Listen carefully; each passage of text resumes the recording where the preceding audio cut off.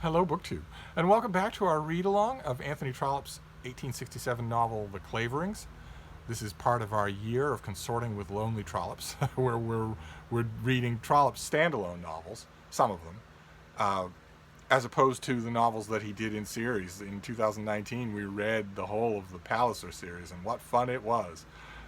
And this is a very enjoyable novel to read, but I wouldn't call it fun. It doesn't have much in the way, aside from Captain Boodles, it doesn't really have much in the way of explicit comedy. And the chapters that we're reading today include one of the saddest little moments in any Trollope novel. This is the story of Harry Clavering, who is the fair-haired young boy, son of the extended Clavering family. His father is a rector. A cousin of his is Sir Hugh Clavering, who's a baronet who owns the family hall and is the head of the family. There's Sir Hugh's feckless brother Archie. And there's Sir Hugh's sister-in-law, Julia Brabazon, who's the sister of Sir Hugh's wife, and who marries Lord Ongar, a debauched nobleman, for his money. She marries him specifically because he can offer her security in the world. And Harry Clavering, who proposed to her originally, could not. She makes that decision. She makes that bargain, as she puts it, with her eyes wide open. And Lord Ongar is in the advanced stages of alcoholism, and perhaps worse, when Trollope has these debauched people die of alcoholism, there's often a strong implication that there are other factors involved as well. But one way or another, he promptly dies. And that leaves Julia, Lady Ongar, a wealthy woman. That leaves her with a great house and a great income and a parasitic hanger-on, Sophie Gordeloup. And also a tanglement from the end days of her time taking care of Lord Ongar in his debauched decrepitude. He took a disliking to her and wanted to shame her so that he could blacken her name and break her marriage contract, so that his property and his money could go to his own heirs rather than her. He fails in doing that, but the means that he tries is to attach her to Count Pateroff, Sophie Gordeloup's brother. A strangely hollow figure in this book who Lord Ongar tries to raise the implication that they were having an affair of some kind, and that therefore the marriage contract should be voided. We get the impression, at least for most of this book, that implication is not true, that it's just a lie. But one way or another, Lady Ongar returns to England. And she doesn't just return to England, she returns to Harry Clavering, who has, in the meantime, allowed himself to drift into a kind of promise of marriage with Florence Burton, the plain but virtuous and nice daughter of his employer. Harry is going into the engineering profession. And there's tension in the Clavering family. Harry's father isn't particularly fond of Sir Hugh. Sir Hugh is a monster. He's not fond of anyone. He treats his brother Archie like a dog. He treats his wife like an unpaid servant, and appears to have no interest whatsoever in the heir, the little baby heir that his wife has produced for him.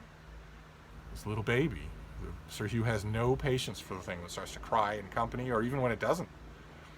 And in the chapters that we're reading today, that baby dies. The little baby sickens and dies. And there's a horrible scene. There's just a horrible scene where Lady Clavering is desperate for some word of comfort from her husband. She throws herself around his neck and cries onto his chest while he's just standing there looking at the dead body of his baby son. And he doesn't know what to do, and the scene is making him angrier and angrier. It doesn't elicit in him anything like human sympathy. Finally, he calls it all nonsense, all garbage and nonsense, and tells her to get control of herself. In the same room with their dead baby, with his dead heir. That scene struck me even more this time around than it did the first few times I read this book. But the bulk of the action in the chapters that we're reading today revolves around Harry Clavering and Lady Ongar, because there is a drama playing out, a mental and emotional drama playing out. Lady Ongar offers Harry everything.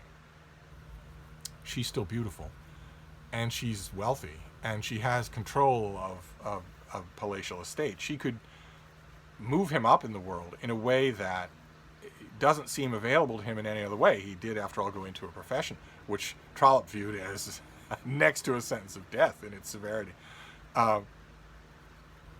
And Harry perhaps also has unresolved feelings for her. She is more interesting, more alluring than Florence Burton could possibly be for someone like Harry. And the bulk of the drama in the chapters that we're reading today is just that. It's just, does Lady Ongar know that he's engaged to Florence Burton? Does he know that she knows? Does the family eventually find out that he is spending too much time with a woman who's not his affianced bride? A woman with whom he's had a checkered emotional past. Where does this leave Florence? Where does this leave his job? Where does this leave any of it? And as I predicted, I told you at the beginning of this book that I predicted that a lot of you would find Harry maddening. A classic example of a maddening, feckless young man in Trollope. The ones where, if they had any kind of moral backbone, as I might point out that a lot of the women in Trollope's novels do have, if these young men had any kind of backbone like that, the novels wouldn't happen.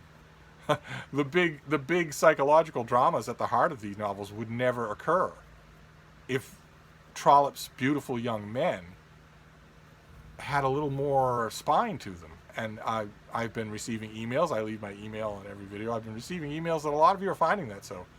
You find Lady Ongar fascinating in a repulsive kind of way. You find Sophie Gordeloup fascinating in a repulsive kind of way. You even find there are quite a few Florence Burton fans out there. But, and I haven't yet heard much sympathy for Lady Clavering, but I imagine that's a generational thing. That's a centennial thing. I mean, she allows her husband to walk all over. He's a tyrant who treats her horribly, and she allows it to happen. And the 20th century, and much less the 21st century, looks at that and says, why? You don't deserve any of my sympathy. You're allowing that to happen. You don't need to do that.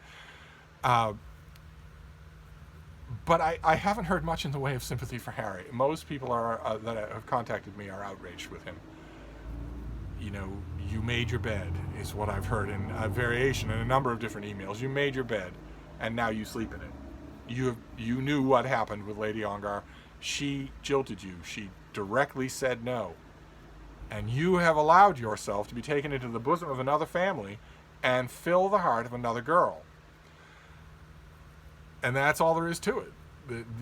To do anything else would be to commit the Victorian crime of trifling with her affections, which is no small thing. It makes you the bad guy. And I understand that. That is perfectly understandable, because it's hard to feel sympathy for Harry. And that is basically the gist of the book up to the chapters that we're reading today. A couple of you reading these chapters, a few of you, reading of the death of Hugh Clavering's little heir, the death of that poor little baby, have made rather easy predictions. Some of you are learning to look at Trollope not only as a wonderful friend on the page, a wonderful reading experience, but also as a craftsman at work. Which is never wrong to do. You're never wrong to think of Trollope that way. Several of you are starting to think of him that way. And a few of you have said, well, it was a very moving scene, but I know why he killed that baby. I know why he did, because I know how this book is going to end now. Okay, well, we're going to find that out, because we're going to read the last, I think it's 20 chapters of the Claverings for next week, probably next Tuesday. So we'll finish off the book then, because July is coming to an end, or June is coming to an end. July is almost here. Unbelievable. But I don't want to spoil anything for the rest of you. Those few of you who have emailed me and sort of hinted and asked about, maybe are you guessing right about how this book ends? Yes, you are, and I want to stress that the predictability of that in no way lessens the enjoyment of reading this. It's, as I'm glad to learn is true for a lot of you. A lot of you are really enjoying this. That's great. That's absolutely great. And we're going to finish this up next weekend, but before then, sometime this week, I will finally agonize and decide what our next Lonely Trollope will be for July, and I'll announce it before we finish up the Claverings. So July is going to be a busy reading month for a lot of different events that are going on in July. And I expect you all to participate in every single one of them. So these jobs that I always hear about that you have, that you have to put on pants and go to, you might want to quit those. Expect full pay. Anyway, go to your boss. In fact, it's Tuesday. Go to your boss on Wednesday morning at your job and say, I'm not coming to the office anymore. I have lots of reading to do, but I expect you to pay me anyway because Steve said you would. Okay? That ought to do it. So that's we're continuing with the Claverings. That the main bulk of the story, aside from that horrible note of tragedy, the main bulk of the story is will he or won't he?